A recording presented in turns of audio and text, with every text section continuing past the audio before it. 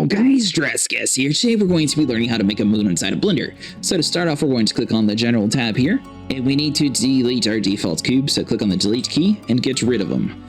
So to start this off, click on the light bulb, go over to the light setting, which you'll notice is now added in a new property. We're going to swap this from point over to a sun, change the color to a little bit of an off-white, that way it has a nice reflection to it, and change the strength to about 2 or 3. Angle is going to be 33 degrees, that way it has just enough to sort of reflect off of our surface, and we should be good to go. Now you want to head over to this little world tab option here.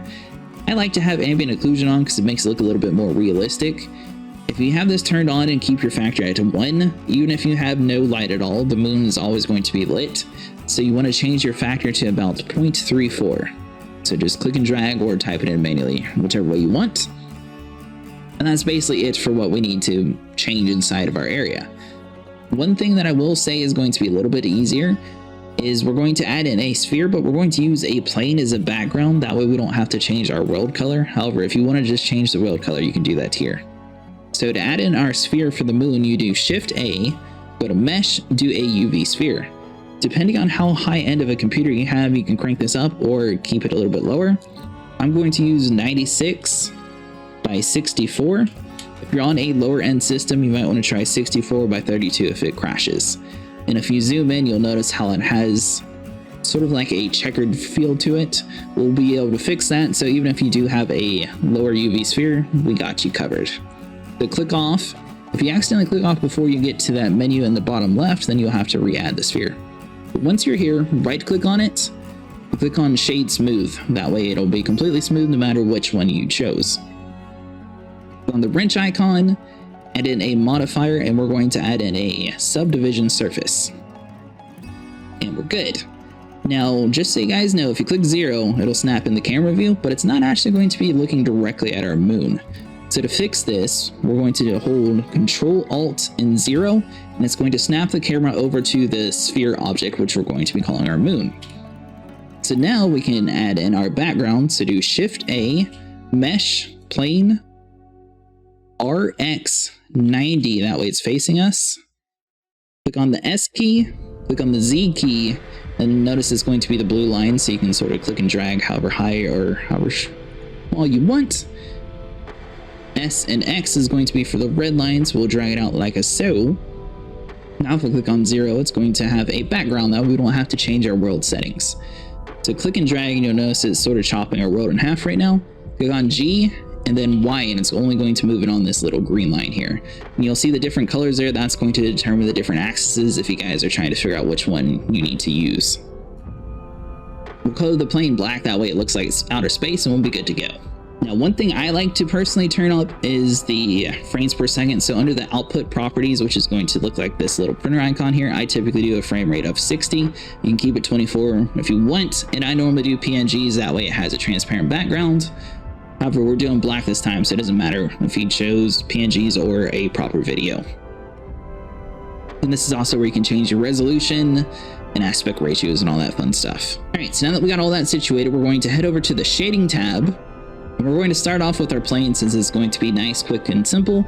Click on New. See how the plane's white right now? Click on this base color, drag down this arrow, and we're done. Hide the plane. We don't have to worry about it anymore. Click on the sphere, and you'll notice that the textures are no longer there. Now at the moment, there's 4 different views inside of Blender. There's going to be a frame, which is basically going to be like a wired frame view. White, which is basically going to have everything inside a Blender is going to show as white. Even this black background is going to be white. There's going to be a viewport rendering, and then there's going to be a proper rendering view, which is going to show all the textures inside. So if you want to have like a slightly better performance, do it on this tab. However, it's going to be a little bit harder to mix all of our shadings correctly.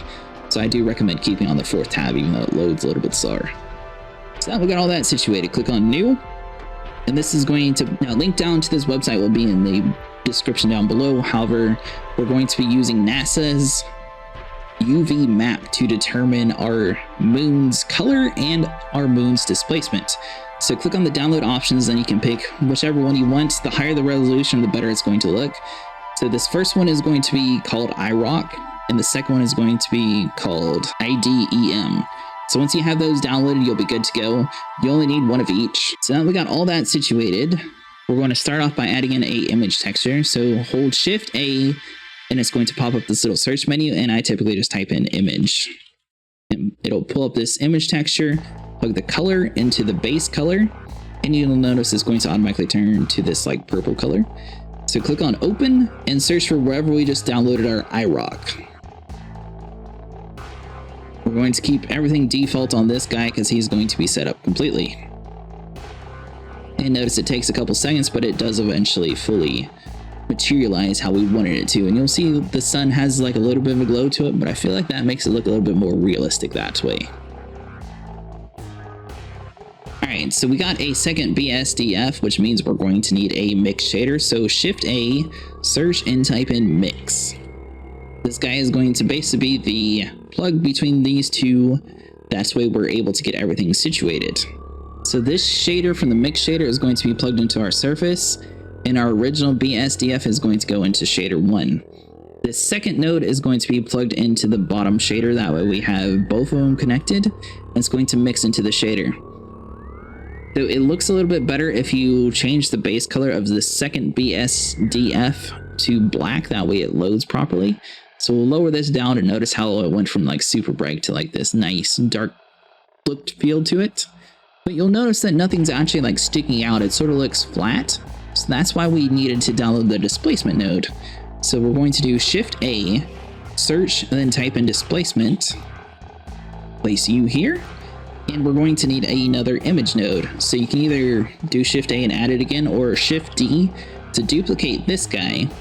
Now we're not going to be using the exact same one from before. However, we're going to plug the color into the height, and the displacement from our displacement node into the material output displacement. And it's going to be the exact same image right now. So you'll notice that there's going to be a 2 right next to the image name. We want to click on that way Blender knows that it's going to be a second one.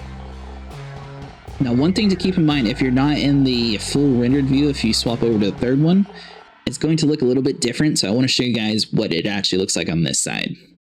So the exact same image, and it's going to be rendering out in our fourth one anyways, but that's the difference between the third tab and the fourth tab. And we're going to click this folder here, and we want to swap to IDEM. That's going to be the displacement node from NASA.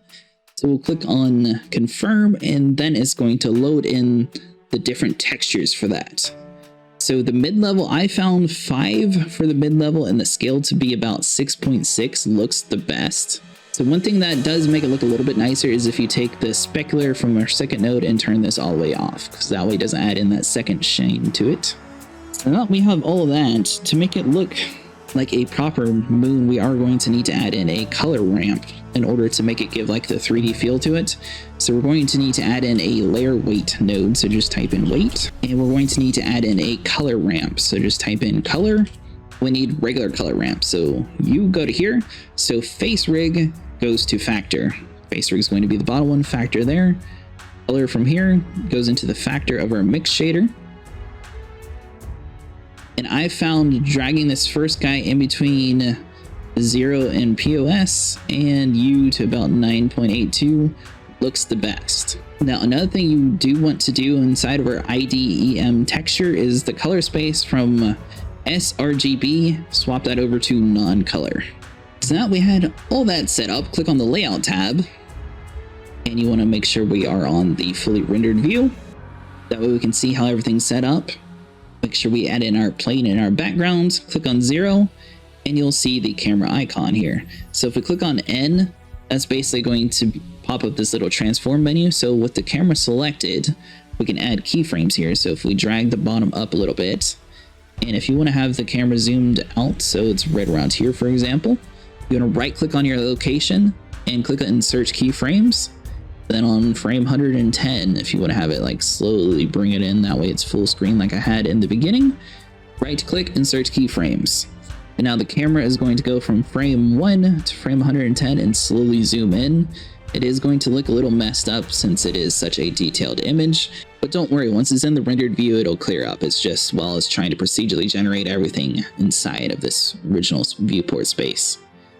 And if you want to have the moon so it rotates, for example, click on the rotation area, right click and click on insert keyframes.